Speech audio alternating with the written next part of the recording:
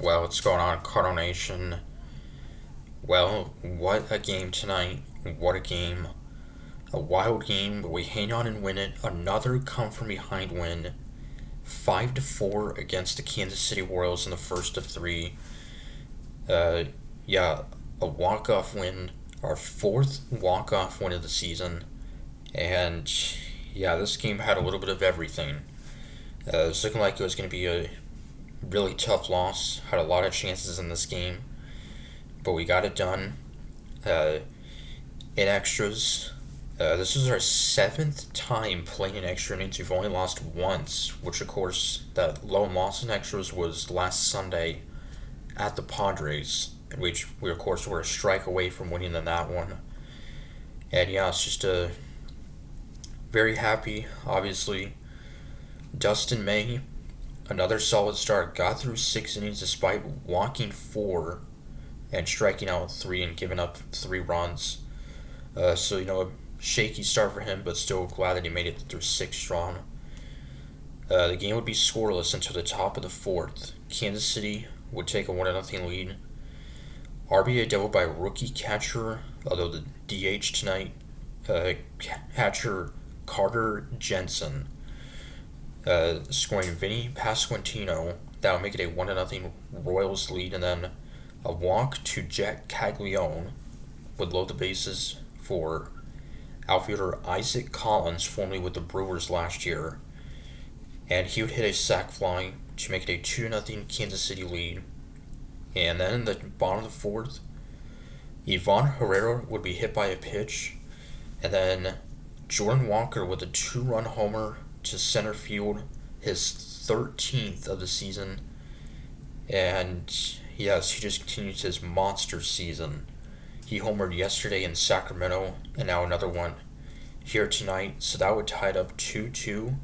Then in the bottom of the fifth, we would go up 3-2. Solo home run by Pedro Pages, which ironically nearly landed in the same exact spot as Walker's homer. So that would give us a 3-2 lead, fourth home run of the year for Pages, ninth run bat in. And fortunately, the Royals were tied up 3-3 in the sixth. Collins with a ground out to tie it up 3-3. A walk, then a single, back-to-back singles. But the Royals had stranded runners on second and third to keep it tied. Ex-Cardinal Michael Wacha on the mound for the Royals would strike out the side in the sixth to end his night. And then George Soriano coming in to relieve May would get 2 outs in the seventh, and then Jojo Romero would come in, get the final out of the seventh. And we had a good chance in the bottom of the seventh to go on top. Jose Fermin was pinch hitting for Victor Scott. He would draw a walk, and then J.J. Weatherholt had the play with 2 runners on, but he would ground out.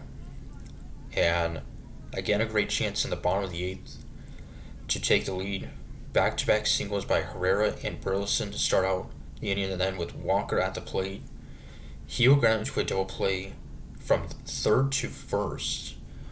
So that would then put Burleson on second, but then Nolan Gorman would be intentionally walked to bring up Mason Wynn, but he would strike out. So Riley O'Brien was on the mound trying to keep it tied in the ninth, and he would do just that. And in the bottom of the ninth, Nathan Church with the leadoff single. He would then steal second.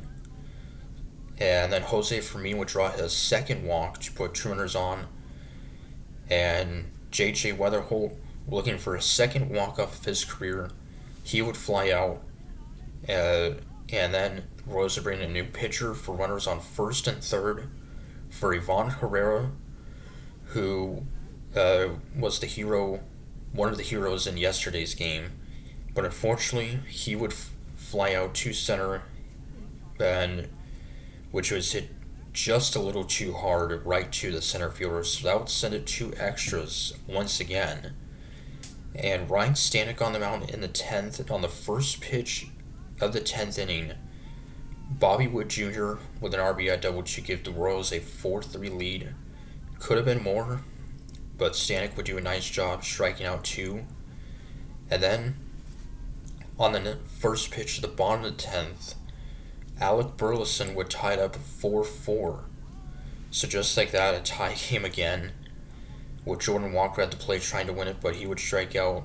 Gorman with a single to put runners on first and third for Mason Wynn. He would then go down on 3 pitches, then Nathan Church would fly out. So it would go to the 11th, with Gordon Graceffo on the mound trying to keep it tied. He would walk the first batter and then would get 2 key groundouts to keep Bobby Witt Jr. on deck. And in the bottom of the 11th, with Nathan Church, the automatic runner on second, Pedro Pages with a sacrifice bunt to move Church to third. And so the winning runner was just 90 feet away. Fortunately, Jose Fermin would ground out to second with the infield in. And Weatherholt would be intentionally walked to put 2 runners on the corners with 1 out for Joel Pozo, pinch hitting, who has had so many great moments off the bench. And on the first pitch, he would end it with an RBI single scoring Church. So, what a game this was. Another come from behind win. This team just never seems to be out of it. We were down to our final strike in yesterday's game at the Athletics and came back and it looked like it was going to be a tough loss in this one, but we came back. Even though we stranded 12 runners and only went 2 for 13 with runners in scoring position. But it is what it is, and Jordan Walker homers again, continuing his monster season. He now has 34 RBIs on the season. He has more home runs this year than the last 2 years combined. So just amazing.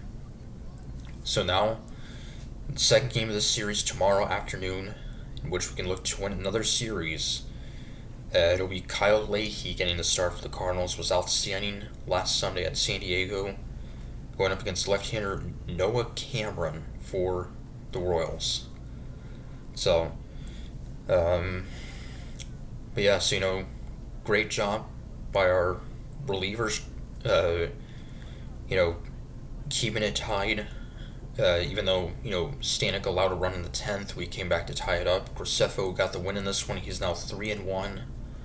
So just an outstanding game again.